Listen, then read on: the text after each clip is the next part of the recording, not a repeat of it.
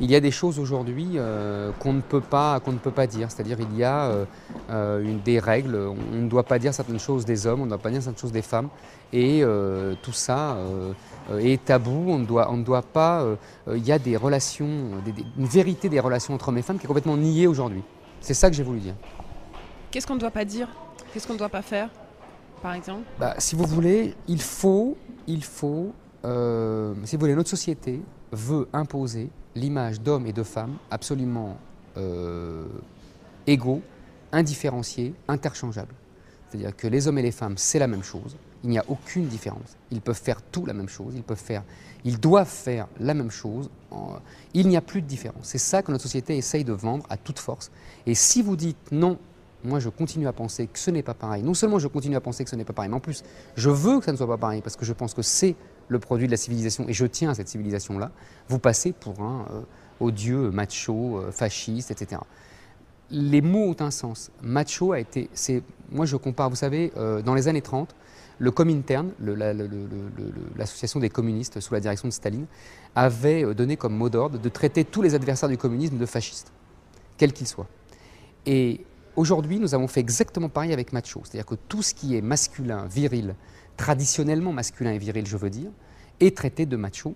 Et d'ailleurs, ça a des conséquences terribles, c'est-à-dire que les hommes sont complètement perdus, ils ne savent plus qui ils sont. Et du coup, les femmes, par réflexe, disent « Ah oui, moi, je ne veux pas d'un macho ». Mais en fait, elles ne savent même pas ce qu'est un macho, et elles ne savent même pas ce qu'elles veulent. Je pense qu'il y a cet étrange comportement vient...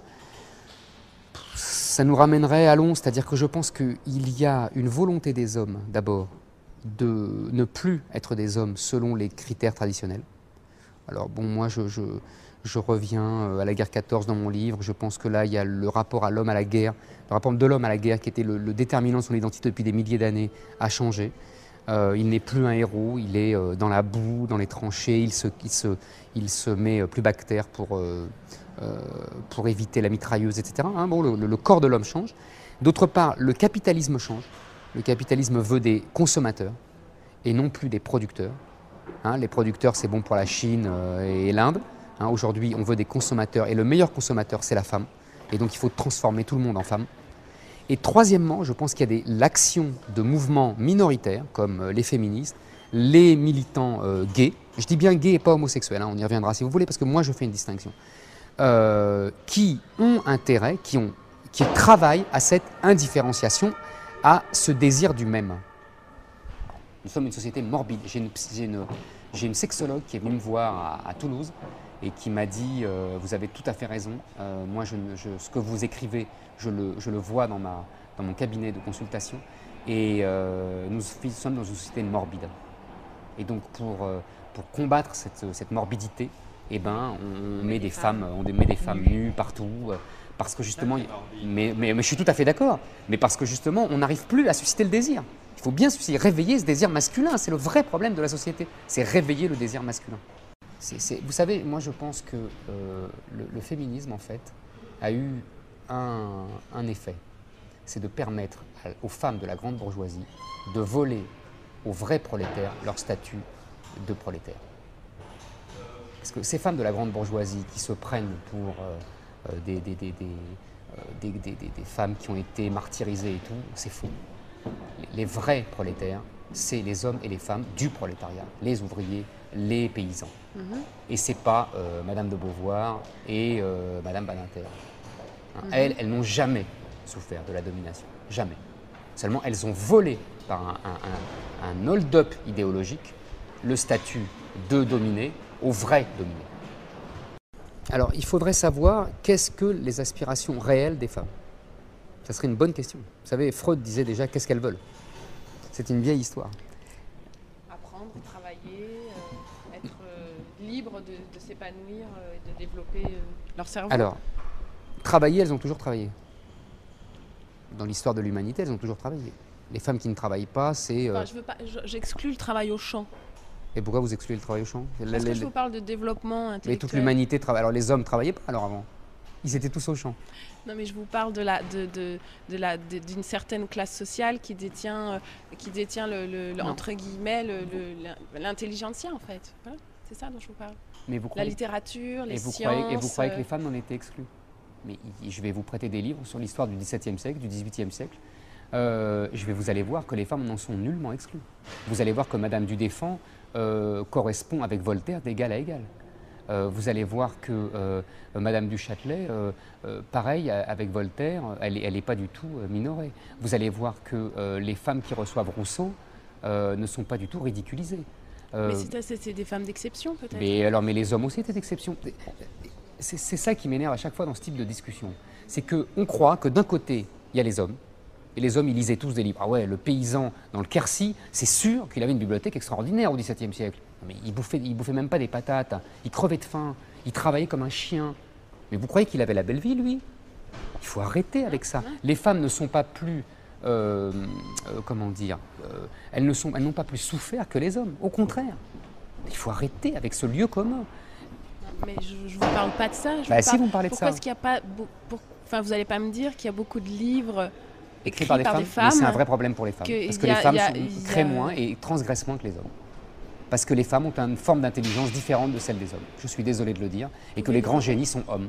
Je sais que ça ne se dit pas ça aussi, c'est pas féminin correct, mais c'est la vérité. C'est-à-dire que ceux qui osent transgresser sont des hommes. C'est pas des femmes, c'est comme ça. À part de rarissimes exceptions qui existent évidemment, mais c'est comme ça. Mais c'est aux femmes de se poser la question. Elles n'ont pas la même forme d'intelligence que les hommes, elles n'ont pas la même forme d'approche des choses que les hommes. Oui, il y a une vraie question. Mais pourquoi, votre avis? Pourquoi? Il faut demander au bon Dieu. Ah oui. Peut-être qu'il a une réponse, lui, on ne sait jamais. On lui demande jamais rien. Voilà, c'est exactement la réponse à votre première question. Vous voyez, le fémininement correct, c'est exactement ce que vous dites. C'est-à-dire qu'il ne doit pas y avoir de différence entre les hommes et les femmes. Il doit y avoir autant de génie chez les hommes que chez les femmes. Et le génie des femmes doit être le même que celui des hommes. Il doit y avoir des Pascal femmes, des Montaigne femmes, des Christophe Colomb femmes. Et voilà, et on les recherche depuis 30 ans, on fait que ça. Les études du genre, là, tout ça aux États-Unis, on va chercher la femme qui a été étouffée et on a oublié son rôle, et c'est tout ça, c'est scandaleux. Voilà. C'est ça le fémininement correct, c'est exactement ça. C'est quoi le génie des femmes alors aujourd'hui?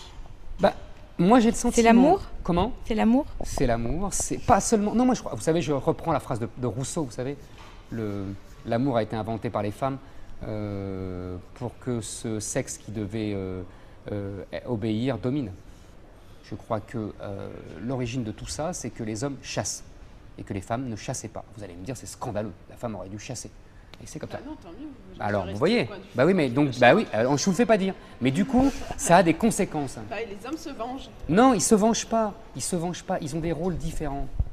Ils ont des rôles différents, c'est comme ça. Mais aujourd'hui, on n'a pas le droit de dire qu'ils ont des rôles différents. C'est interdit. Et on doit dire qu'ils ont des rôles interchangeables. Et ben moi, je ne suis pas d'accord. Et je pense que l'interchangeabilité est en train de détruire notre société. C'est tout. Je pense que cette féminisation des hommes provoque, et non pas... Je crois que c'est la féminisation des hommes qui est la cause du divorce de masse. Je ne crois pas que ça soit l'inverse, premièrement. Je pense que le caractère indifférencié et interchangeable des deux personnes dans le couple est en train de tuer le couple. Et paradoxalement, c'est ça qui est intéressant, c'est que dans une société traditionnellement dominée par les hommes et par l'imagerie, la psyché masculine, le couple est quelque chose d'assez accessoire. Il y a l'individu et il y a la famille. Ça dans la société traditionnelle. Et le couple n'est qu'un passage, un moment de passage.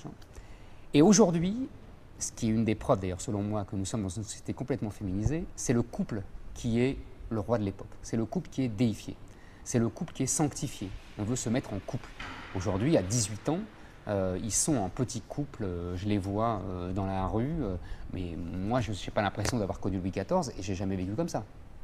C'est un mode de vie qui est radicalement différent d'une autre. Donc oui, il y a une différence incroyable en 20 ans. Aujourd'hui, ils ne sont plus des individus autonomes, ils sont des couples. Ils sont couplisés. Et c'est pour ça, d'après moi, qu'il y a autant de séparations. Parce que comme le couple est sacralisé, comme il est mythifié, évidemment, dans la réalité de tous les jours, on est forcément déçu par ce mythe. Et donc on divorce.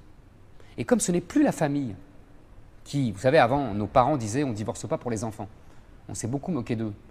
Mais moi, avec le recul, je me moque moins d'eux.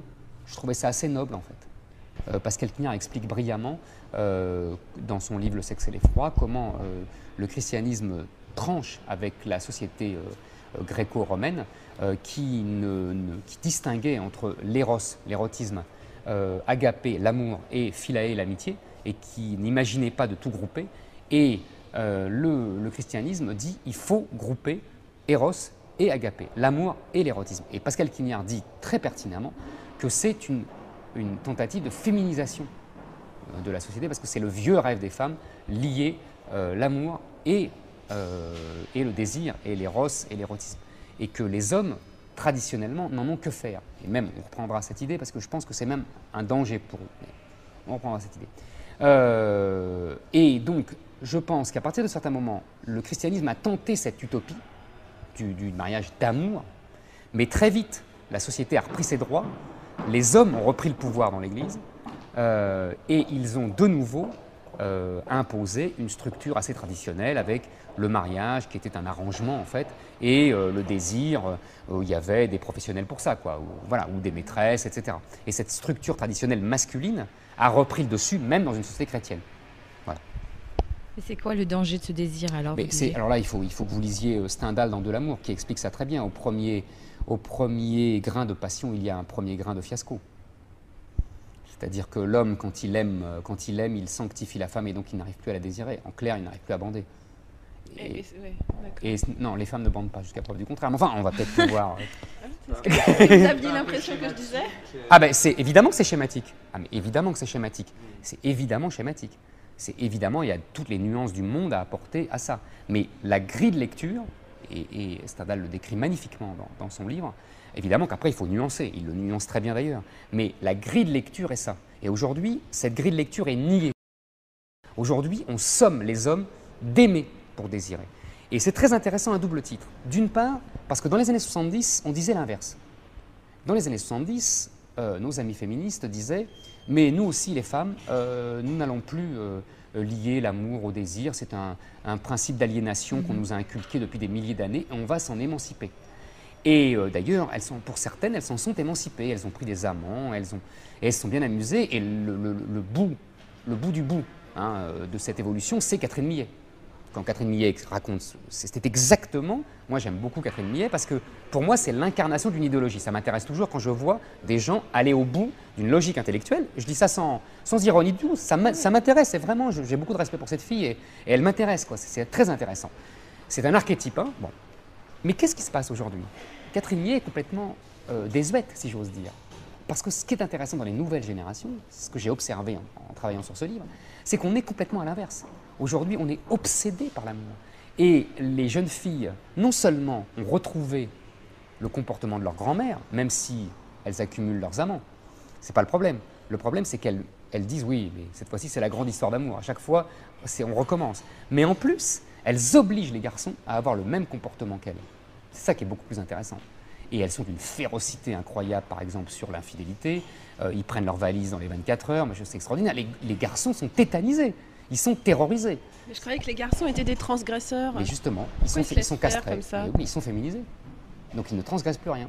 On est bien d'accord. C'est plus des hommes? Non, c'est bien ce que j'ai écrit 150 pages là-dessus. Ouais. C'est bien ce que je dis. Ce ne sont plus des hommes, ce ne sont plus des transgresseurs. Ils sont complètement féminisés, et donc ils sont soumis à l'idéologie dominante, et ils sont là, le petit garçon de leur maman, et évidemment de leur petite amie qui est leur deuxième maman.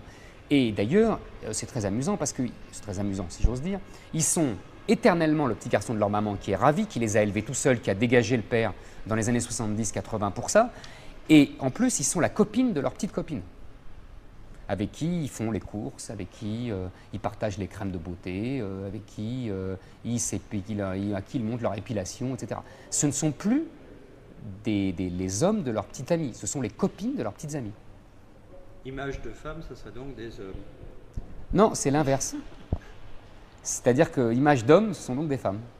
Et puis, si vous parlez d'image, ça m'intéresse beaucoup d'ailleurs, parce que vous m'avez montré les images tout à l'heure. Et vous avez vu, il y a une espèce, c'est complètement paradoxal, parce qu'il y a une espèce d'obsession du sexe dans les images de femmes. Moi, j'ai une explication. Je pense que c'est justement à cause de ce que je dis. C'est justement parce que les hommes sont complètement castrés, qu'ils n'arrivent plus à désirer, qu'on leur invente un monde sursexualisé, pour leur donner un peu envie.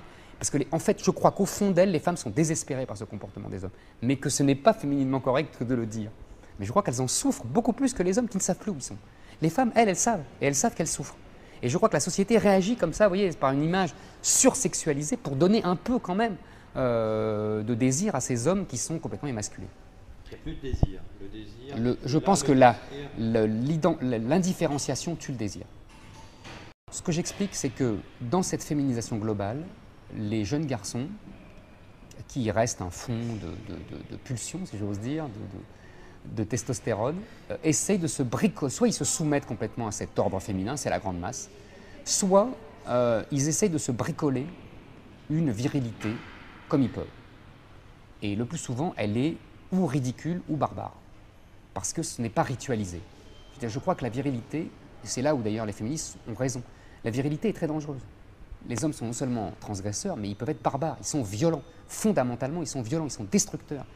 Et c'est pour ça que les femmes civilisent tout le temps, et c'est pour ça que les femmes canalisent tout le temps. Parce que sinon, l'homme détruit. C'est ça une des parties, il ne faut pas le nier.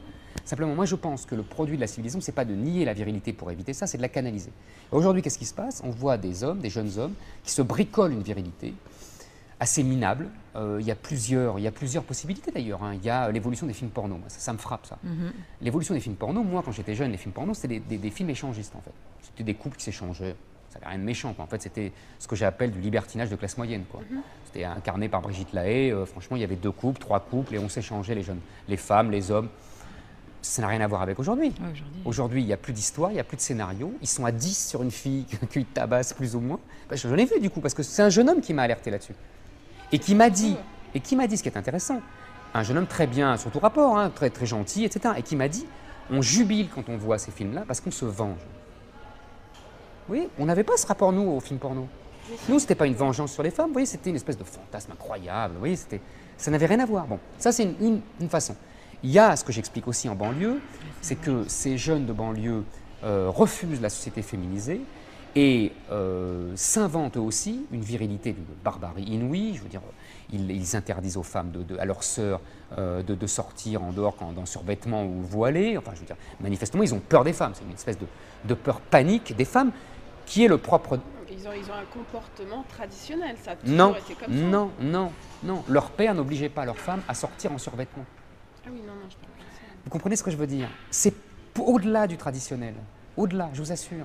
Ils n'ont pas, je veux dire, leur père ne brûlait pas la petite Sohan parce qu'elle ne voulait pas coucher avec lui. Vous voyez ce que je veux dire? Vous avez raison, il y a un comportement... C'est ce qui se passe dans certains pays du monde. Ah non, pas du tout.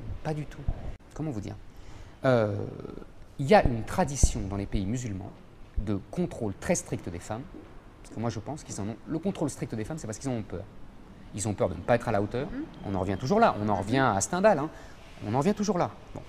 Et donc, ils les enferment comme ça, ils sont sûrs qu'ils seront à la hauteur, ils auront une supériorité. C'est toujours le problème de l'homme. Il faut montrer une supériorité. Vous savez comment, c'est dans Pascal Quignard que je l'ai appris, comment s'appelait le phallus chez les Romains? Fascinus. Il faut fasciner. Les femmes veulent être fascinées et les hommes veulent fasciner. Et s'ils ne peuvent plus fasciner, terminé. Et justement, est-ce qu'on n'est pas tous tributaires de cette espèce d'imagerie archaïque, mythologique, qui nous fait tous souffrir et finalement, c'est plus cette image qu'on a construite du phallus fascinus plutôt que de la femme qu'il faut absolument... Mais d'après vous, pourquoi on l'a construit? On ne se pose jamais cette question. Mais on l'a construit pas par hasard. On l'a construit pour le bien des deux. On l'a construit parce que sinon, les hommes ne bandaient pas et que les femmes n'avaient pas ce qu'elles voulaient. C'est pour ça qu'on l'a construit. Vous ne vous êtes jamais posé la question? Je pense qu'en banlieue, c'est une espèce de délire complètement, de dérive. Non, je ne pense pas non plus. Je pense qu'eux aussi, ils ont déliré. Eux aussi, ils réagissent à cette société féminisée. Et c'est pour ça que je ne suis pas d'accord. Ils délirent bien au-delà de leur comportement traditionnel de leur père et de leur grand-père. Vous voyez, on est bien au-delà. On est dans la folie barbare. Et on est dans le bricolage de virilité complètement débile. C'est ça que je veux dire. Je vous assure, vraiment, je pense que là, il y a des réactions, des interréactions féroces. Et moi, c'est pour ça que je pense que la féminisation va provoquer des violences. Vous voyez, par réaction, parce que je pense qu'une virilité humiliée est une virilité qui se barbarise. Alors qu'une virilité civilisée, encadrée, est utile à tout le monde, si j'ose dire.